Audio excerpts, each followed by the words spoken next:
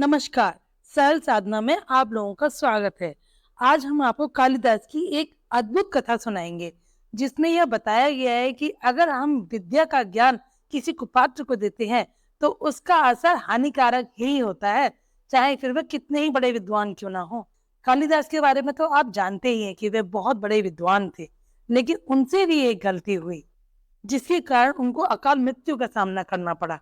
कालिदास काली माता के बहुत बड़े भक्त थे, ये तो आप सभी जानते हैं।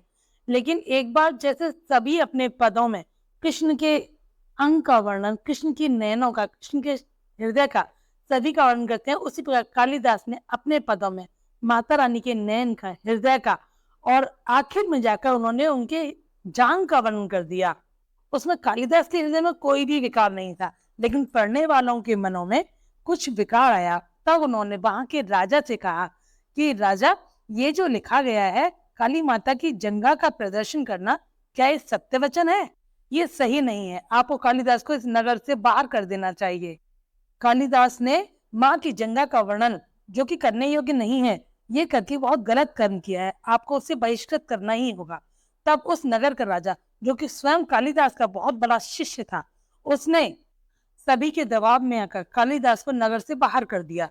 बहुत दिनों तक राजा उनके बिना ऐसे ही रहा। कुछ दिनों के बाद राजा ने सोचा, मन में विचार किया कि हमारे गुरुजी कालिदास जी ने बहुत अच्छे कर्म किए, लेकिन एक गलत कर्म के कारण हमने उन्हें बाहर निकाल दिया और उनकी दोबारा सुध भी नहीं ली। अब हमें उनका ध्यान देना चाहिए। यह सोचकर राजा ने कालिदास को ढूंढने का बहुत प्रयास किया, लेकिन उन्हें वो कहीं नहीं मिले। तब उन्होंने एक चौपाई लिखवाई, जो कि अधूरी छोड़ी थी, और उन्हें पता था कालिदास ही इस दोहे को पूरा कर सकते हैं। तब उन्होंने उस चौपाई को लिखकर पूरे नगर में और नगर के बाद दूसरे नगरों में भी उसके बोर्ड लगवा दिए। वो श्लोक संस्कृत में लिखा गया था। उन्हें अच्छी तरह से पता था कि इस श्लोक को केवल और केवल कालिदास ही पूरा कर सकते हैं। जिस दिन ये श्लोक पूरा हो जाएगा, उस दिन कालिदास जी हमें मिल ही जाएंगे।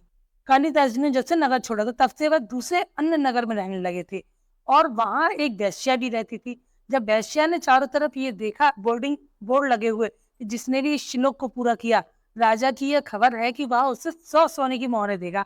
तब वेश्या के मन में लालच आ गया कि 100 सोने की मोहर से तो मेरा पूरा जीवन कट जाएगा।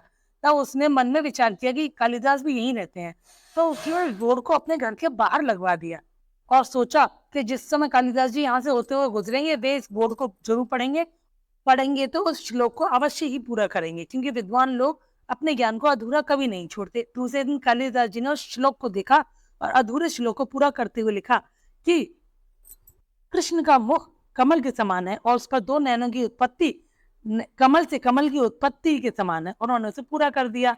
जब वैश्या ने देखा कि श्लोक पूर्ण हो चुका है, तब उसने कालिदास जी को अंदर बुलवा लिया। कालिदास जी ने कहा कि ये तो बहुत आसान था। तब वैश्या ने उनको ये सोच करके कि अगर मैंने राजा से कहा कि मैंने पूरा किया श्लोक, तो वह मुझे नहीं देंगे सोने की मुद्रा। तब वैश्या ने उनके छल से उनके भोजन में जहर मिला दिया और उनकी अकाल मृत्यु हो गई, और उनके शरीर को उठवाकर नदी में फिकवा दिया। जब राजा को पता चला कि उनका श्लोक पूरा हो गया, तो उन्होंने वैश्य को अपने महल में बुलवाया। वैश्य से पूछा कि श्लोक किसने पूरा किया? वैश्य ने कहा, मैंने। तब तलवार निकालते हुए राजा ने पूछा, तुम एक वैश्या हो, तुम्हारे मन में इतने पवित्र विचार नहीं आ सकते, बताओ किसने पूरा किया? तब वैश्य ने डरते हुए साफ साफ बता दिया कि कालिदास जी ने पूरा किया है। तब राजा बड़ा प्रसन्न हुआ। उसने कहा, मेरे गुरुजी हैं किधर? तब उसने कहा कि मुझे ये डर था कि आप जैसे ही सुनेंगे कि कालिदास जी ने पूरा किया, आप मुझे 100 मुद्राएं नहीं देंगे।